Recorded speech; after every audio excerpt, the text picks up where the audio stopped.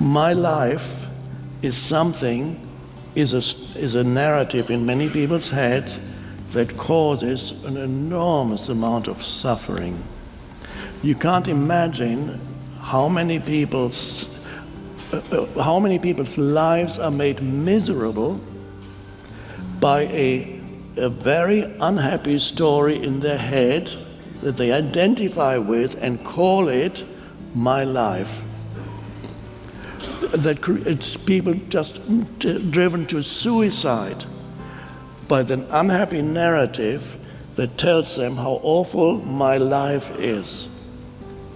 And they never realize they are trapped in a delusion of thought. If they were able to step out, and again the question arises, where is your life? Let me think. This is all my past, my dreadful past, my probably dreadful future. That's my life.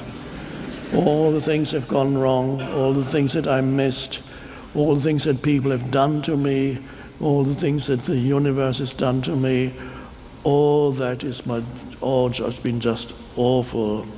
Nobody has suffered more than me. Nobody. And people don't realize how much unhappiness is derived from what they're telling themselves in the head. Now these people need to come out of that if they want to be free. Do you want to suffer more? No. Okay, are you ready to step out of the narrative in your mind that says my life and realize that you don't have a life? That the whole thing that you call my life is certain thoughts that float around in your head and you identify with them. You don't have a life. You are life.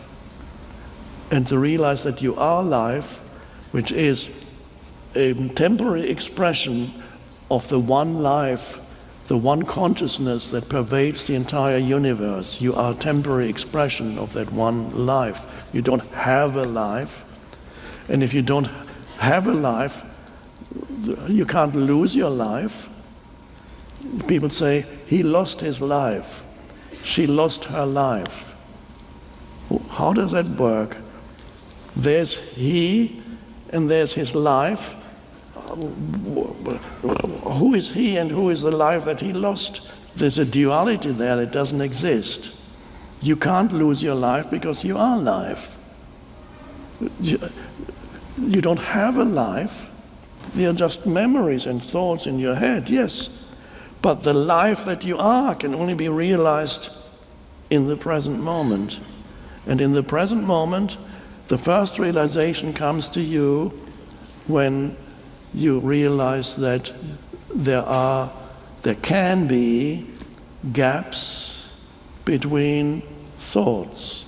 When you realize that apart from thinking, there is another dimension of consciousness in you that is not disconnected from thinking, but deeper than thinking. We could say higher too. Higher than thinking. And what is that? That is awareness or presence.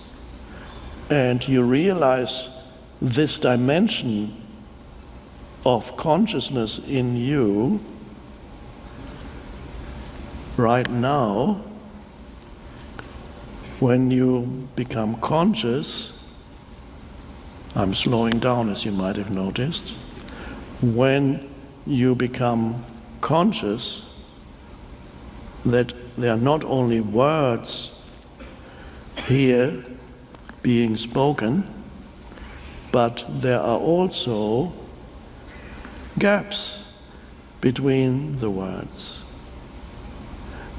And you become aware that there are these gaps between words or between one sentence and another. And when you become conscious of that gap, which we could also call a moment of stillness, you might notice that every time you are conscious of this little gap, when there's no word, in that moment you are aware, but you're not thinking. And you haven't disappeared. In that space of awareness, the essence of who you are is there fully. And yet, it's almost like nothing, and yet it's not nothing. Undoubtedly, there is a presence that is deeper than thought, out of which thought arises. And to sense in yourself this presence that has no characteristics as such, it's pure conscious presence. To sense that is to get in touch with the essence of who you are. And that essence, if we had to attach a word to it, to describe it, we would probably call it consciousness. You are that consciousness, out of which thoughts come.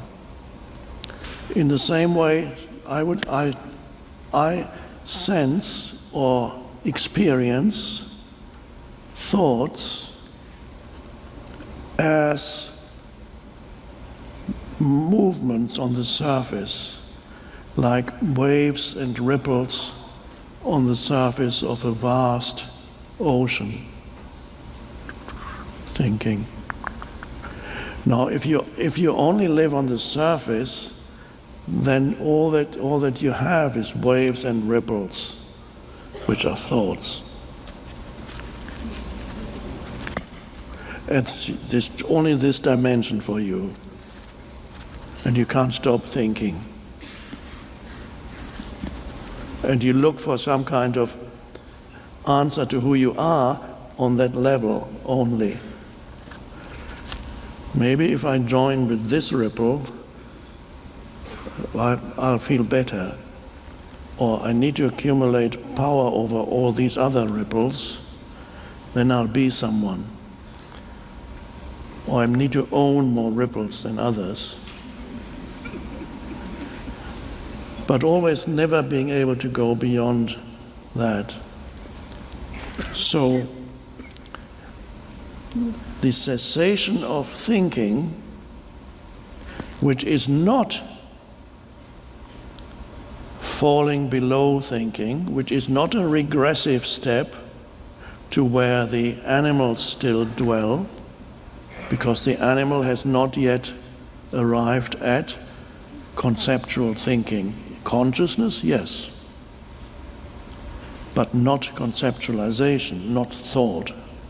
The animal, are we regressing when I present to you the possibility of discovering within yourself the possibility of stepping out of thought? But I'm not saying this is a regressive step towards the animal or the vegetable realm. The dog is more peaceful and joyous than most humans, except neurotic dogs that have lived for too long with humans. The dog is more joyous, non-judgmental, and alive than most of the people who own these dogs, because the dog does not have a burden of a conceptual self. It does not have the burden of an ego, except some neurotic dogs or cats have already a beginning of little egos, yes, but we'll put that aside.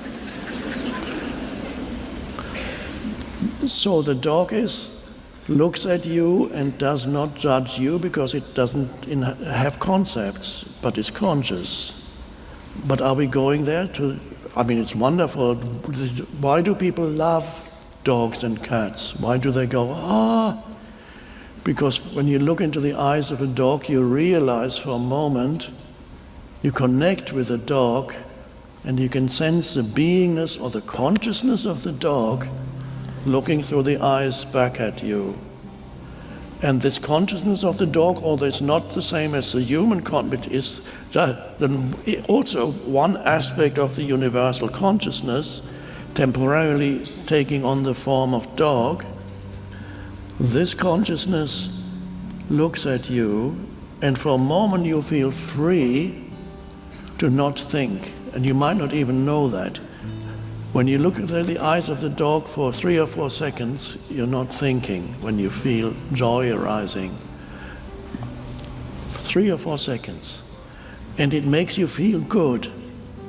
The cessation of thought makes you feel good, because then you can sense your beingness, your deeper presence, your beingness.